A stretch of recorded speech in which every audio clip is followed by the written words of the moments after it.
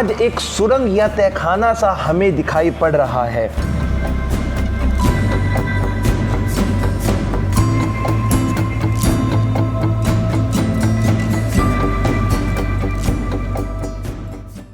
नमस्कार दोस्तों, मैं हूं विक्रम और आज फिर से मैं आपको एक नए स्थान पर लेकर आ गया हूं जिसका इतिहास आज से पूरा 500 वर्ष पुराना बनता है और 1517 के समय में इसकी जो कहानी है वो शुरू होती है और वो इमारत आप मेरे पीछे यहाँ पर देख रहे हैं। दोस्तों, आज हम अपनी इस वीडियो के अंदर इस इमारत के उस बेहतरीन इतिहास को आज उजागर करेंगे जो अभी तक लोगों की नज़रों से काफ़ी ज़्यादा दूर था। लेकिन सबसे मेन बात, यदि आप हमारे चैनल पर नए हैं तो हमारे चैनल को सब्सक्राइब कर लीजिए, बेल आइकन को दबा लीजिए ताकि हर वीडियो का नोटिफिकेशन आपके सामने आता रहे। मेरे साथ में आप लोग इंस्टाग्राम पे जुड़ सकते हैं, ज्ञानविक व्लॉग्स मेरे इंस्टाग्राम आईडी है। चलिए दोस्तों, करते हैं अपनी आज की वीडियो बहुत बेहतरीन तरीके से शुरू।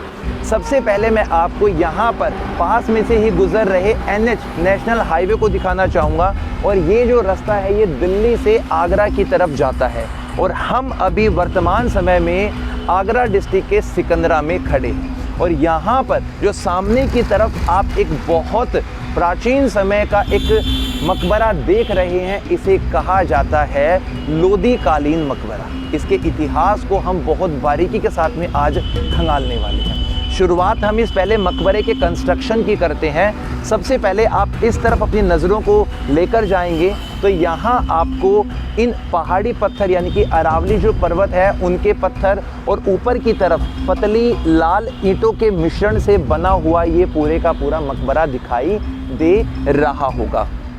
और बिल्कुल सामने की तरफ ऊपर जाने की किसी वक्त सीढ़ियाँ प्रयोग में आती थी, लेकिन आज वो सीढ़ियाँ बिल्कुल यहाँ पे खंडर में तब्दील हो चुकी हैं। थोड़ा हम इस तरफ आते हैं एक बार, हमें सामने की तरफ से 3 बड़े बड़े द्वार गेट दिखाई दे रहे हैं, लेकिन इन तीनों आर्च में जो बीच वाली आर्च है केवल उसी के माध्यम से हम इस गुंबद के अंदर वाले हिस्से में प्रवेश कर सकते हैं। ये पूरे का पूरा जो मकबरा है ये अष्टकोणीय यानी कि 8 भुजाओं के ऊपर आधारित है।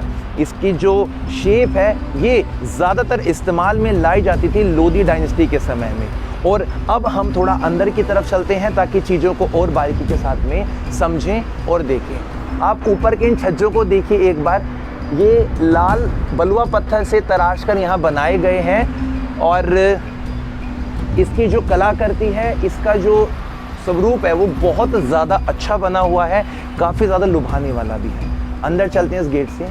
पहले के समय में जो ये आर्च थी बिल्कुल ये सिंपल आर्च बनती थी, इनमें ज़्यादा डिज़ाइन नहीं होता था, लेकिन आपको मैं इसके अंदर एक होल यहाँ पर जो मुझे दिखाई दे रहा है उसको मैं थोड़ा दिखाने की कोशिश करूँगा। और एक होल यहाँ पर बना हुआ है, इससे ये पता लगता है या तो पहले यहाँ पे गेट रहे होंगे या हो सकता है इनमें ब्लॉकिंग सिस्टम होगा। अंदर का ही जो कक्ष है पूरे का पूरा, आप इसको देख लीजिए, ये पूरा ऐसे राउंड शेप में बना हुआ है और राउंड शेप के साथ साथ में इसके जो अंदर का नज़ारा है उसको आप पहले समझिए ताकि इतिहास को पकड़ने में और भी ज़्यादा मज़ा आएगा, आपको उसको समझने में और भी इंटरेस्ट आपका पैदा होगा। लेकिन बात बनती है सन 2002 तक की, जिस वक्त तक ये पूरे का पूरा जो मकबरा है ये ऐसे ही खंडहर में पड़ा हुआ था। जब यहाँ पर हमारे भारत सरकार के ASA डिपार्टमेंट ने अपनी नज़र डाली तो इसको दोबारा से जीवित करने की मांग शुरू हुई और वहाँ पर इतिहास की एक ऐसी गुत्थी निकल कर आई जिसने सभी लोगों को चौंका कर रख दिया। बताता हूँ क्यों। अंदर आ जाइए आप। ये इस मकबरे का बिल्कुल सेंटर हिस्सा है और यहाँ पर आपको जितने भी गेट दिखाई दे रहे हैं ये कुल काउंटिंग में 8 गेट हैं, यानी कि अष्टकोणीय जो इसको रूप दिया गया है उसी के बेसिस पर ये सारे के सारे गेट यहाँ बने हुए हैं, बनाए गए हैं। जब इतिहासकार राजकिशोर राजे ने जब इस बात को मालूम करने की कोशिश की कि ये मकबरा वास्तव में किससे संबंधित है तो उन्होंने पाया कि आगरा जो कि मुगलों का एक बहुत प्रसिद्ध स्थल था, उस स्थल पर इस स्थान को पहले जहांगीर का विश्राम स्थल के रूप में समझा गया।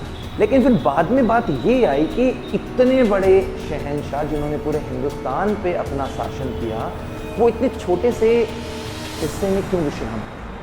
फिर इतिहास और उलझ गया और वास्तव में मालूम पड़ा कि 1517 के समय में जिस समय सिकंदर लोदी की मृत्यु हुई, उसी वक्त उनका बेटा इब्राहिम लोदी राजगद्दी पर बैठा था।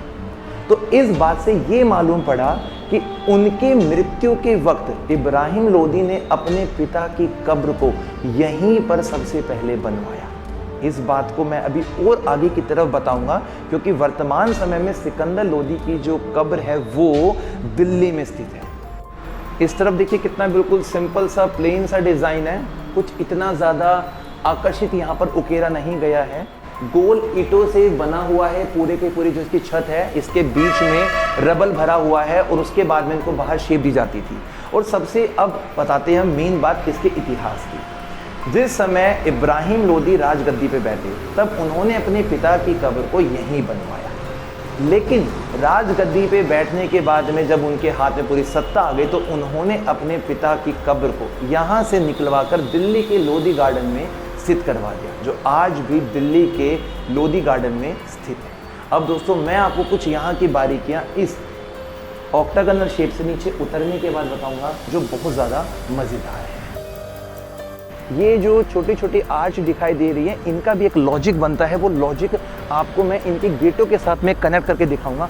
आइए थोड़ा आप आगे की तरफ देखिए, सामने की तरफ इसके 3 बड़ी बड़ी आर्च बनी है, बीच वाले में गेट बना हुआ है। लेकिन जब आप उस गेट के बिल्कुल सीध में यानी कि सीधाई में बिल्कुल नीचे की तरफ देखोगे यहाँ, तो यहाँ पर जो आज जाली लगाई गई है, अंदर की तरफ का दृश्य जो आज एक सुरंग या तहखाना सा हमें दिखाई पड़ रहा है। यहाँ पर आप देख सकते हैं कि ईंटों को किस प्रकार से बाहर निकाला गया है और एक अलग वास्तुकला, एक अलग आर्किटेक्चर यहाँ पर हमें देखने को मालूम पड़ता है। किसी वक्त पहले यहाँ पर सिकंदर लोदी की कब्र को यहीं दफन किया गया था, लेकिन जब बाद में यहाँ से कब्र निकाली गई तो इस स्थान को भर दिया गया। इस प्रकार के टोटल 8 गेट यहाँ पर नीचे की तरफ बने हैं।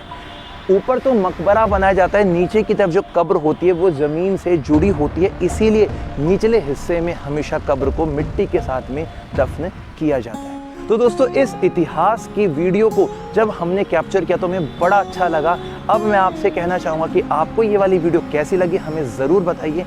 अच्छी लगने पे ज़्यादा से ज़्यादा दोस्तों के पास शेयर कीजिए जो इतिहास के अंदर रुचि रखते हैं। चलिए दोस्तों हम बढ़ते हैं अपनी अगली वीडियो की तरफ में, ताकि नए नए पॉइंट्स आपके लिए एक्सप्लोर कर सकें। जय हिंद, जय भारत।